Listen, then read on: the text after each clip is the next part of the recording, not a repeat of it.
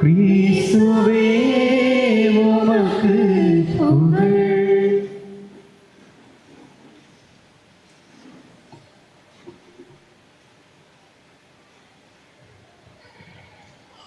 Praise the Lord, praise the Lord. இயேசுவுக்கே புகழ், இயேசுவுக்கே நன்றி. மரியே வாழ்க. கிறிஸ்து இயேசுவில் பிரியமுள்ள சகோதரர்களே சகோதரிகளை, இன்று ஆண்டின் பொது காலம் 16ஆம் வாரத்தில் நாம் இருக்கின்றோம்.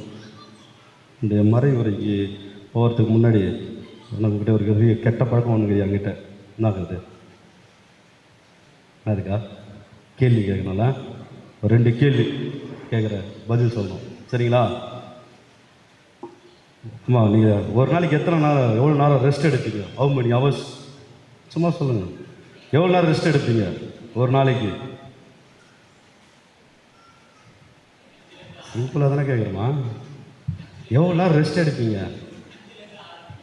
5 to 6 hours அப்படின்னு சொல்கிறாரு. இப்போ எவ்வளோ நேரம் ரெஸ்ட் எடுப்போம் ஒரு நாளைக்கு?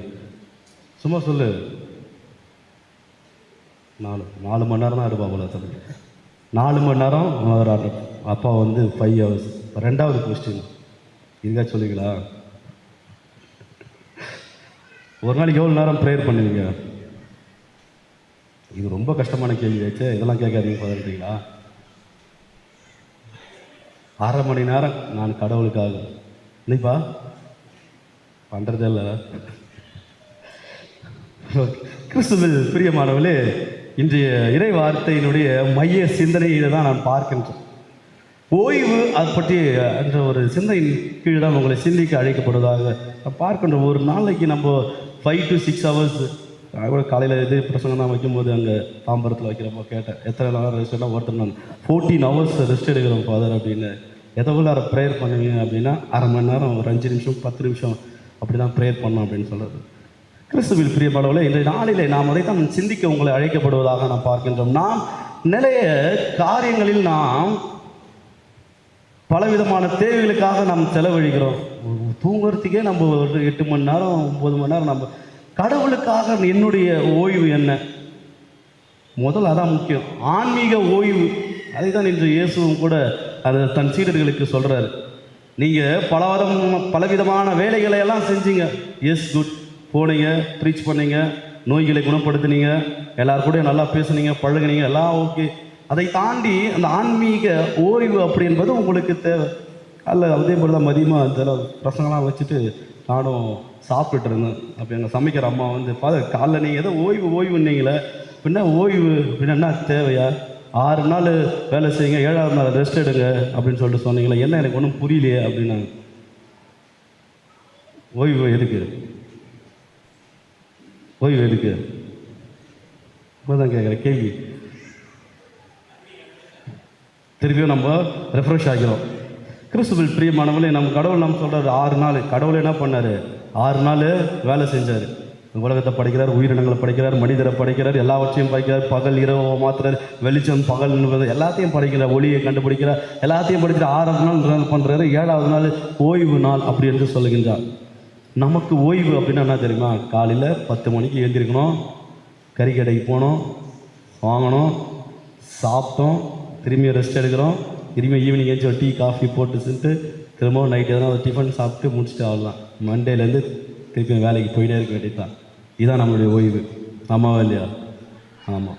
கிறிஸ்துவில் பிரியமா, நான் கடவுளுக்காக எவ்வளவு நேரம் என்னுடைய நேரத்தை நான் செலவழிக்கிறேன். ஏங்க 6 நாள் உங்களுக்கு எல்லாவற்றையும் கடவுள் தான் கொடுக்குறாரு.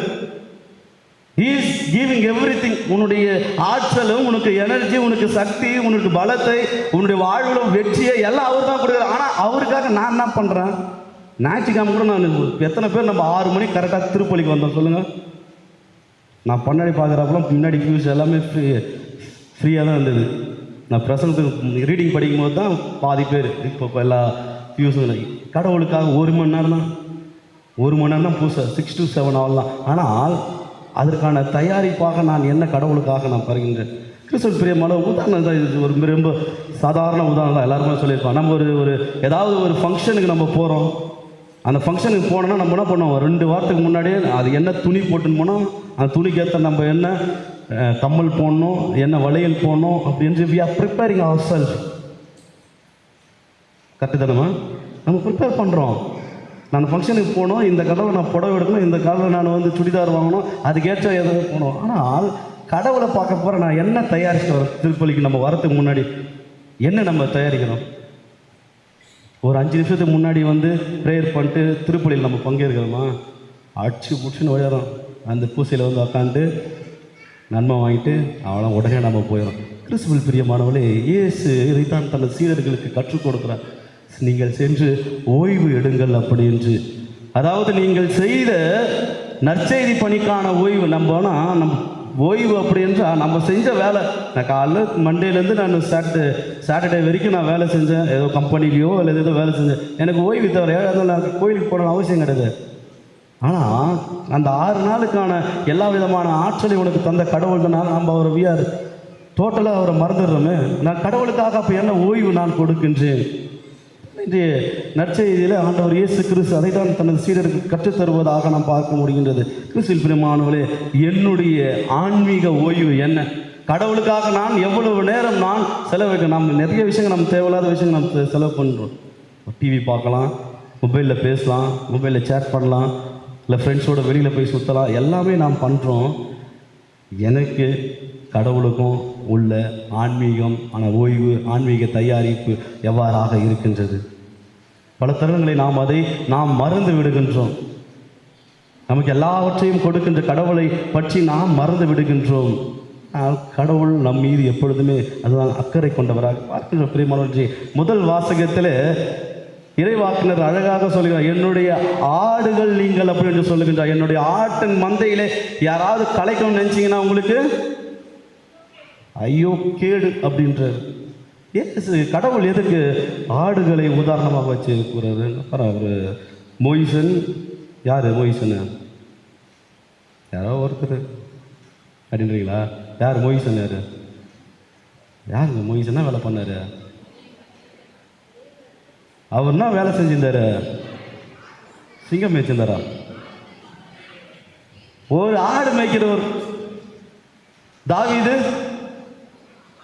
அவனும் ஒரு ஆடு மேய்க்கிற ஆள் தான்.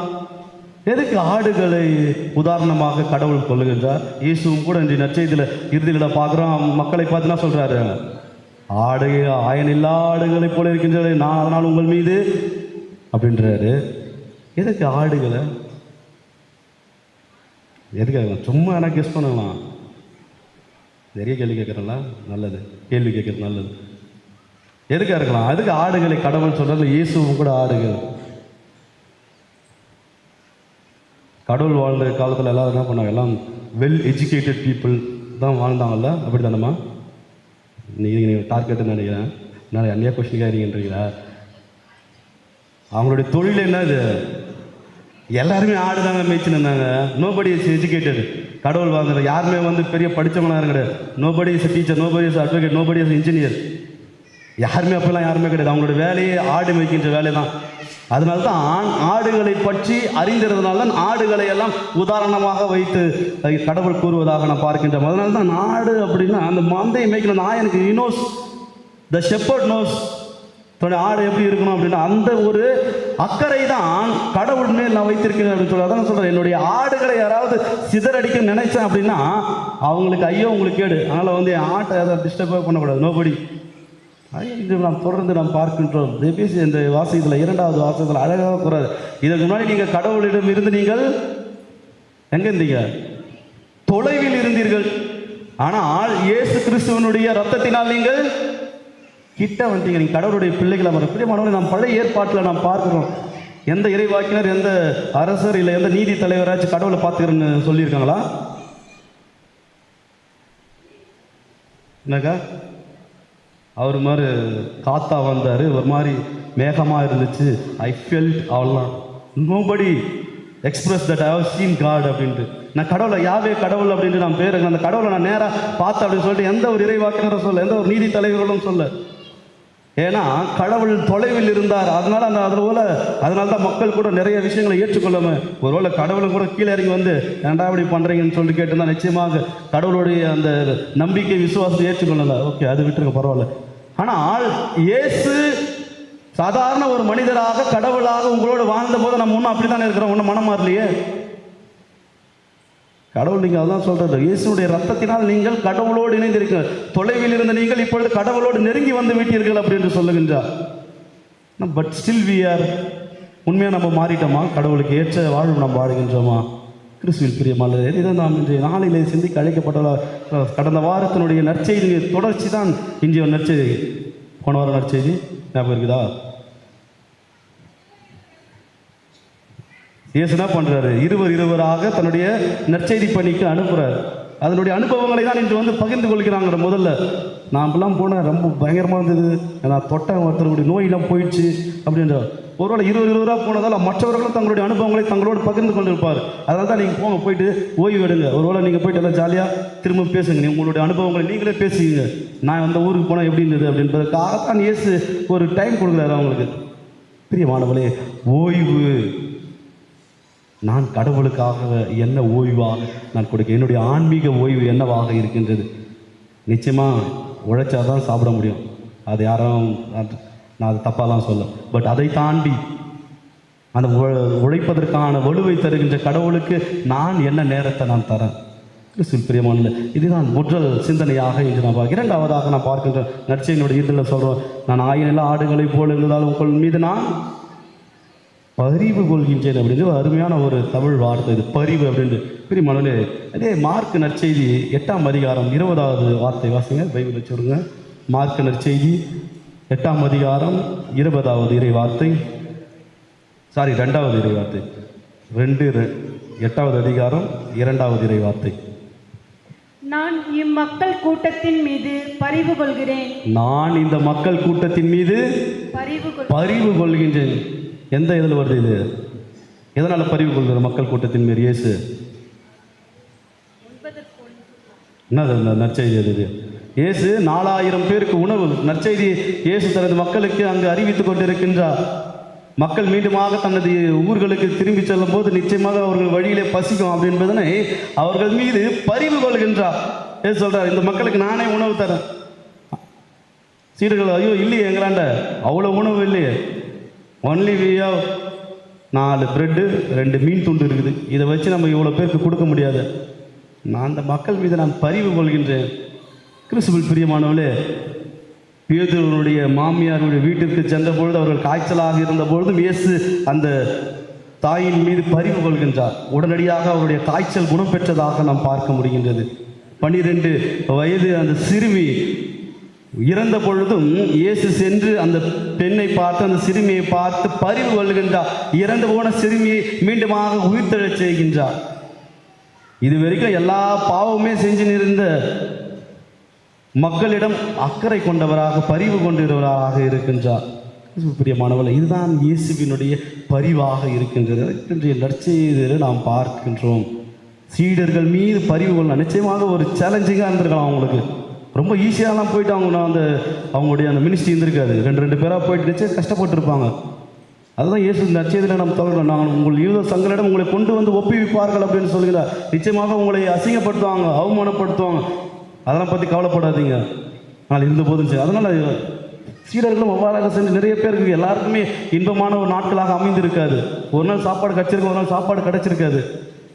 ஆக இப்பேற்பட்ட அந்த சீடர்களிடம் தான் இயேசு வந்த உடனே அவர்கள் மீது பரிவு கொள்கின்றார் அப்படின்னு. நீங்கள் போய் ஓய்வு எடுங்க. இரண்டாவதாக மக்கள் வராங்க இயேசுவை தேடி. இப்போதாம்மா நாங்கள் வந்து டயர்டாகிருக்குமா, நீங்கள் போங்கம்மா அப்படின்னு இயேசு சொல்ல. அந்த மக்கள் மீது பரிவு வாங்க, உங்களுக்கு என்ன தேவை திரும்ப, ஆனால் அவங்கள டிஸ்டர்ப் பண்ணாதீங்க, பரவாயில்ல நான் இருக்கிறேன். இதுதான் இயேசுவினுடைய மனநிலையாக இருப்பதாக நாம் பார்க்க முடிகிறது. கிறிஸ்துவில் பிரியமானவர், நம்ம எல்லோருக்குமே தெரியும், ஜோசப் அலோசியஸ் ராட்சிங்கர். யார் இவர்? புதுசாக பேர் கேள்விப்படுற மாதிரி இருக்குதா? யார் இவர்? யார் இந்த பேர் எங்கன்னா கேள்விப்பட்டிருக்கீங்களா? ஜோசப் அலோசியஸ் ராட்சிங்கர் அப்படின்ட்டு.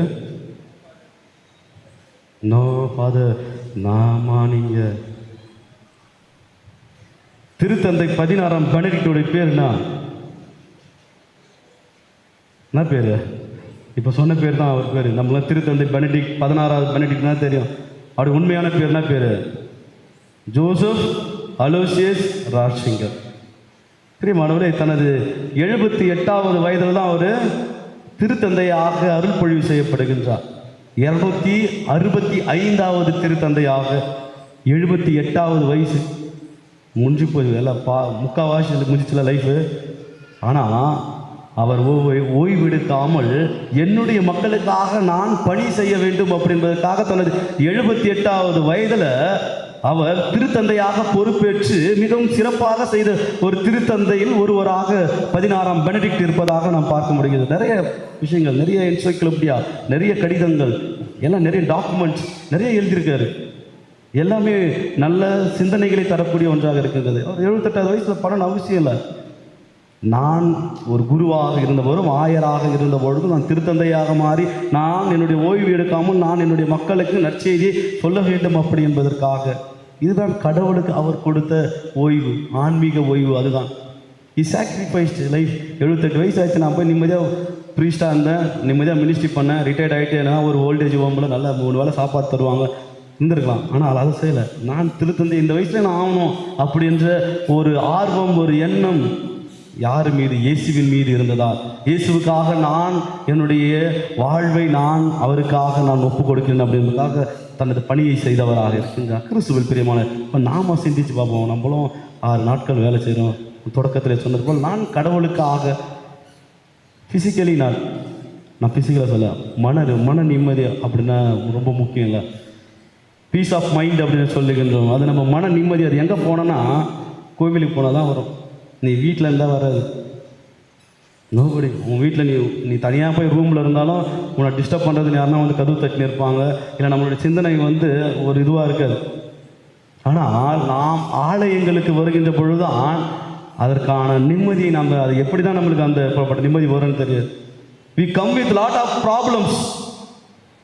ஒரே குழப்பமாக இருக்கலாம், நிறைய பிரச்சனைகளாக இருக்கலாம். ஆனால் ஆலயத்திற்கு ஒரு 5 நிமிடம் உட்காந்து கடவுளோடு ஜெபிக்கின்ற பொழுது அந்த ப்ராப்ளம், அந்த பிரச்சனை, அது எல்லாமே நம்மளுக்கு அந்த we forget everything.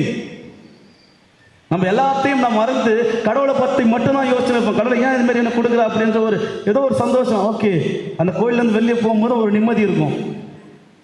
அப்போது ஒரு 5 நிமிடம் நாம் நம்முடைய நேரத்தை கடவுளோடு செலவழிக்கின்ற போது எவ்வளவு நாம் நிம்மதியை நாம் பெறுகின்றோம். அப்போ இன்னும் எக்ஸ்ட்ரா ஒரு அரை மணி நேரம், எக்ஸ்ட்ரா இன்னொரு 1 hour கடவுளுக்காக கடவுளோடு நான் ஓய்வு எடுக்கின்ற பொழுது அப்படி என்னுடைய வாழ்வு இன்னும் எவ்வாறாக இருக்கும், செழிப்பாக இருக்கும். ஆமாவா இல்லையா? Praise the Lord, praise the Lord. கிறிஸ்துவில் பிரியமானவர்களே, இன்றைய நாளிலே இந்த ஒரே ஒரு சிந்தனையை நாம் சிந்தித்தவர்களாக செல்வோம். நான் கடவுளுக்காக, நான் கடவுளுக்காக ஓய்வு, நான் என்னுடைய மன நிம்மதி, கடவுளுக்கான நேரத்தை நான் எவ்வளவு நேரம் நான் செலவழிக்கிறேன், நான் கடவுளோடு எவ்வளோ நேரம் ஜெபிக்கிறேன், கடவுள் எனக்கு எவ்வளோ செயல் செஞ்சுருக்கிறாரு. நல்ல வேலையை கொடுத்துருக்கலாம், நல்ல குடும்பத்தை கொடுத்துக்கலாம், நல்ல பிள்ளைகளை கொடுத்துக்கலாம். என்னைக்காச்சும் நான் போய் அதற்காக நன்றி சொல்லியிருக்கிறேன் நான் கடவுளுக்கு. அதுதான் சொன்னேன். அந்த அம்மா கேட்டதுக்கு நான் இதுதான் பதில். 6 நாள் நீங்கள் வேலை செய்கிறீங்கன்னா 7வது நாள் நீங்கள் 6 நாள் 4 நாள்லாம் அது உங்களுக்கு கஷ்டத்தை கொடுத்துருக்கலாம், ஒருவேளை உங்களுக்கு சந்தோஷத்தை கொடுத்துருக்கலாம். எதுவாக இருந்தாலும் போய் கடவுள்கிட்ட சொல்லுங்கள், கடவுள் எனக்கு கஷ்டத்தை கொடுத்தீங்க, okay, it's okay, no problem, ஆனால் நான் உங்களோட இருக்கிறேன், கொஞ்ச நேரம் பேசுவோம். இதுதான் நாம் கடவுளுக்கு கொடுக்கின்ற நேரம். பிரியமானவர்களே, சிந்திப்போம். நான் கடவுளுக்காக ஓய்வாக கடவுளுக்கு நான் என்ன கொடுக்கிறேன், என்னுடைய நேரத்தை எவ்வாறு கடவுளுக்கு கொடுக்கிறேன், சிந்தித்தவர்களாக தொடர்ந்து தெய்வீக பலி நினைவோம். ஆமென். நம்பிக்கை அறிக்கை. அனைவரும் எழுந்து நிற்போம். ஒரே கடவுளை நம்புகிறேன்.